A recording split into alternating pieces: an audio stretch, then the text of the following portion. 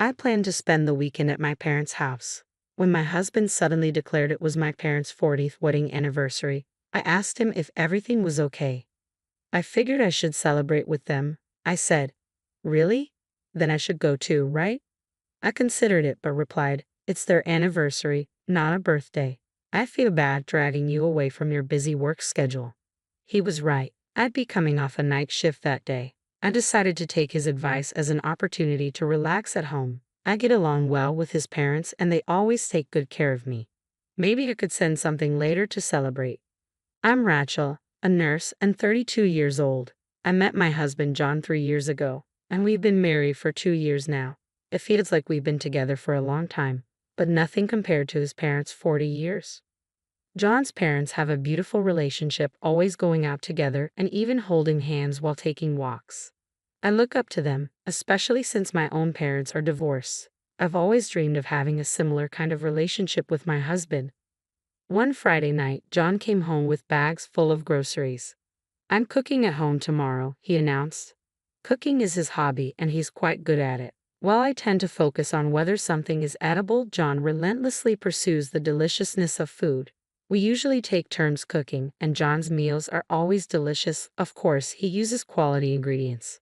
The worst part is he always leaves me to do the dishes, not just the dishes but the pots and pans too. I've asked him to not just cook but also do the dishes, but he never seemed to listen.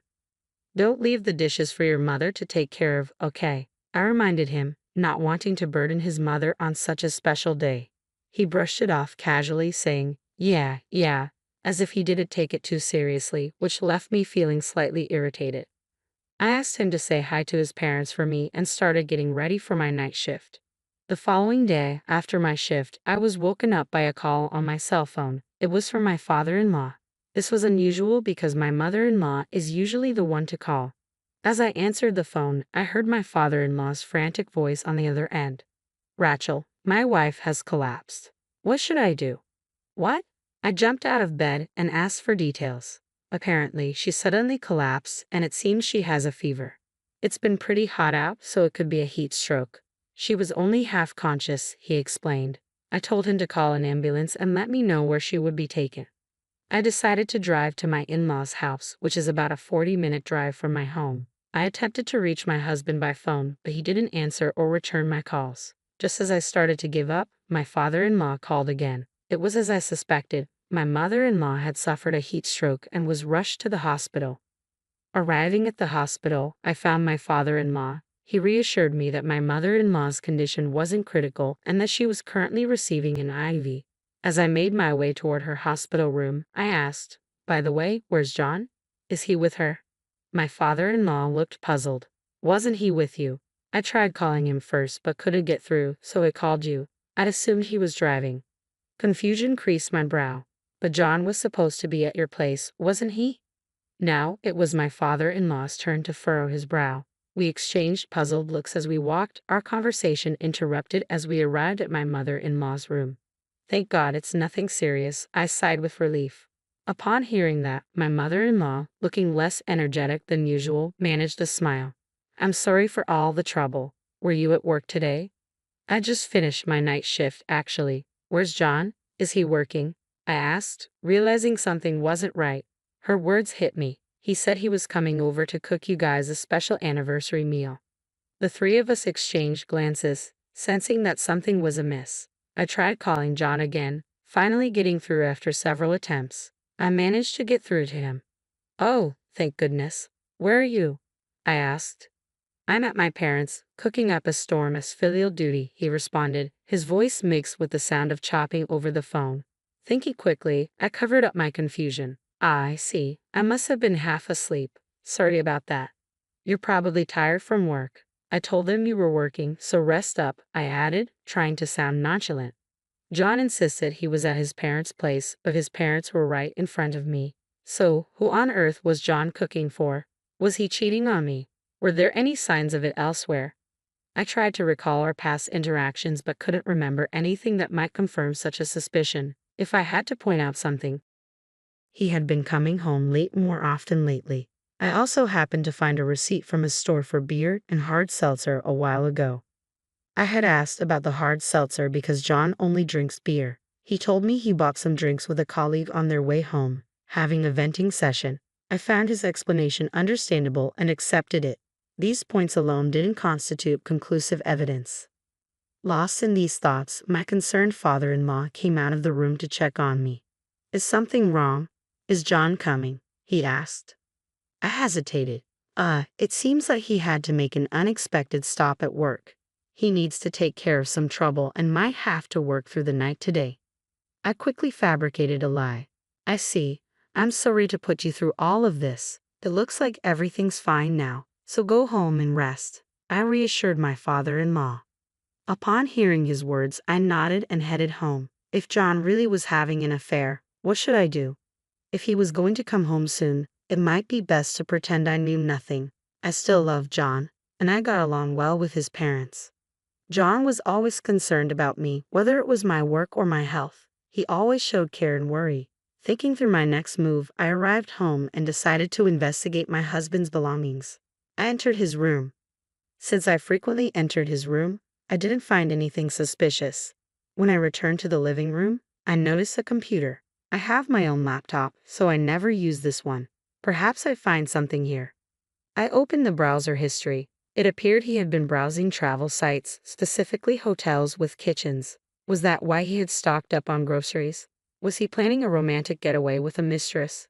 Still, I wasn't suspicious of my husband to that extent yet. Maybe today he was simply gathering with friends, for all I knew. Perhaps he had lied about going to his parents' place because he felt guilty about going to have fun. While I was at work, a disturbing realization shattered my thoughts. I stumbled upon a bookmark for a photo-saving site on John's computer, and with a sinking feeling, I found undeniable evidence of an affair. There were numerous photos of John with another woman at romantic spots, amusement parks, and some appeared to be from trips they took together. Shockingly, there were even intimate photos among them.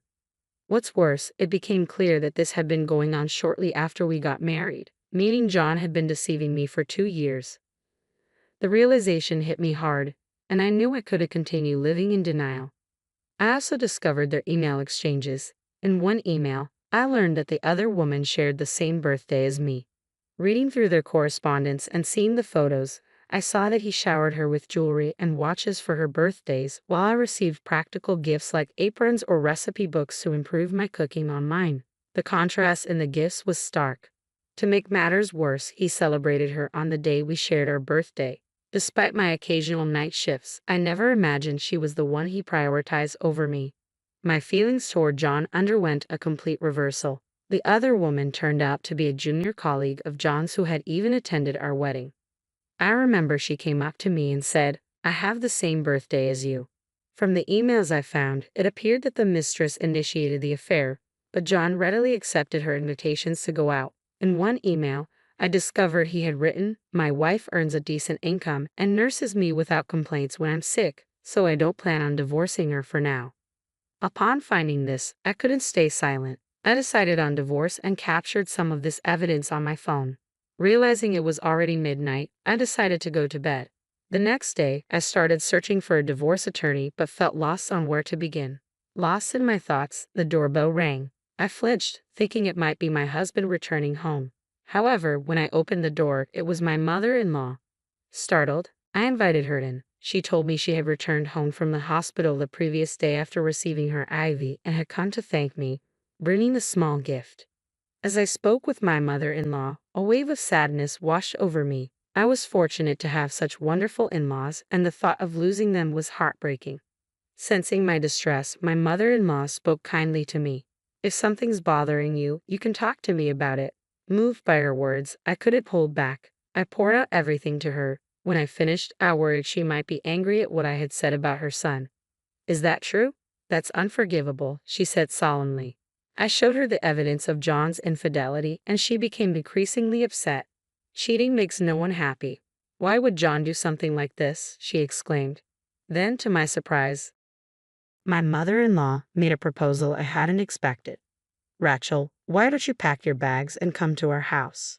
"What?" I was still taken aback when my mother-in-law began making a phone call.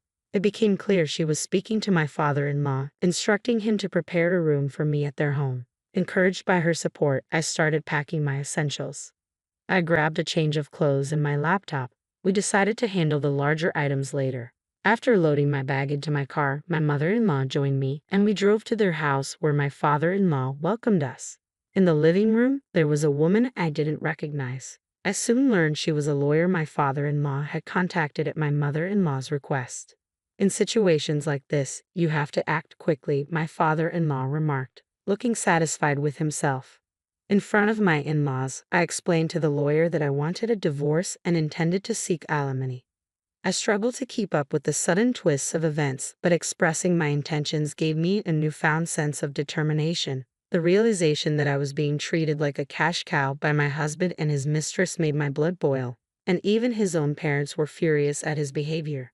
That night, I received a call from home. "Where are you?" I dropped my cell phone in water and couldn't contact you. "Sorry." John's voice came through. The sound of his voice only fueled my anger. "I've moved out. It's up to you whether you want to stay or move out. I'll collect the rest of my belongings by the end of the week." John started to panic. "What? What are you talking about? What's happening?" His words did nothing but increase my fury. "You've been cheating on me, and now you're asking what's happening." John, appearing confused, began to babble, asking how I found out. That was when my mother-in-law took the phone from me. "Come home immediately," she commanded. "Huh? Mom, what?" I was bewildered, but ignoring my confused husband, I hung up the phone. Less than an hour later, John arrived at his parents' house. "Rachel, what's going on? Why are you here?" he asked urgently as he rushed inside, hastily opening the door. "How did it feel to cook homemade meals for your mistress in a hotel with a kitchen?" I confronted him coldly. John went pale at my words. "How did you have the nerve to say that? We were going to celebrate your parents' 40th anniversary with a homemade meal. You had the audacity to go on trips with your lover while your mother was in the hospital. What happened to Mom then?" I accused, my anger unabated. At that moment, John's father emerged and started yelling. "Your mother was taken away in an ambulance. I called you several times. You're not welcome in this house after today. Once we're done talking, don't ever show your face here again. I want you to return the car you drove here. It's still in my name," John's father demanded, snatching the car keys from him. Knowing how inconvenient it would be for John to lose his commuting option, I felt a bitter sense of satisfaction. My mother-in-law emerged, her voice filled with anger. "We know everything about your shameful affair. Your father and I are on Rachel's side. With our lawyer already gone, I directly expressed my intention to get a divorce." John's face turned pale as he panicked. "Divorce? We can't. I always help with household chores. I even cook." His desperate reaction made me sigh. "Helping out with household chores? You mean taking out the trash or putting away laundry? You don't even know how to use the washing machine. Have you ever cleaned the bathroom or the toilet?" "But I cook," John insisted. His words made me snap. "You claim to cook, but cooking is complete when you clean up afterward. You buy fancy ingredients, cook, and then act all smug, saying, 'Isn't it delicious?' Of course it's delicious. Shouldn't you consider the food expenses when cooking?" John, obviously irritated, retorted, "Ha, my dishes taste way better than yours. Cleaning up is easy. It's the cooking that's hard. Just yesterday, my girl told me everything was delicious." He was clearly referring to his mistress. Of course, in a hotel kitchen, you don't have to worry about cleaning up. She got to enjoy the expensive food you bought with your money, so of course she thought it was delicious. John, not liking my tone, snapped back, "Fine then, let's get a divorce or whatever. I'm done with you." He stormed out of the house.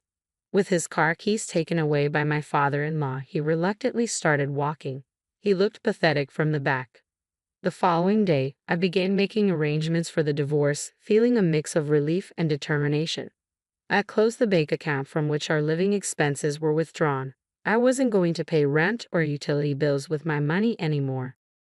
I sent the divorce papers to John, ensuring to include a substantial claim for property division and compensation for emotional distress. Perhaps out of rage, John agreed to the divorce and even the financial terms. He made a single payment to cover the expenses, but it appeared his savings fell short, forcing him to take out a loan from a consumer loan company. When I went to pick up my belongings later, I noticed some unfamiliar items in the house. Perhaps the mistress had moved in, but that wasn't my problem anymore. I demanded compensation from the mistress through my lawyer as well.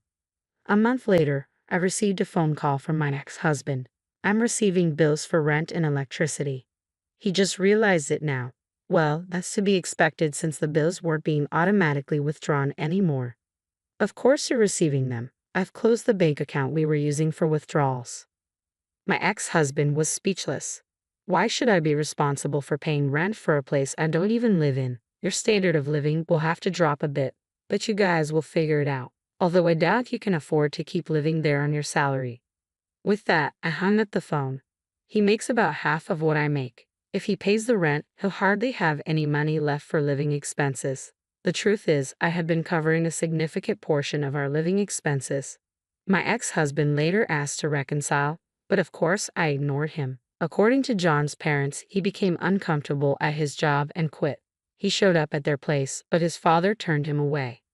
I had already moved out of his parents' house and rented an apartment. I don't communicate with my ex-husband anymore, but I occasionally get in touch with his parents and we still have a good relationship. Seeing them walking hand in hand to this day, I made up my mind to find someone with whom I could eventually have such a relationship.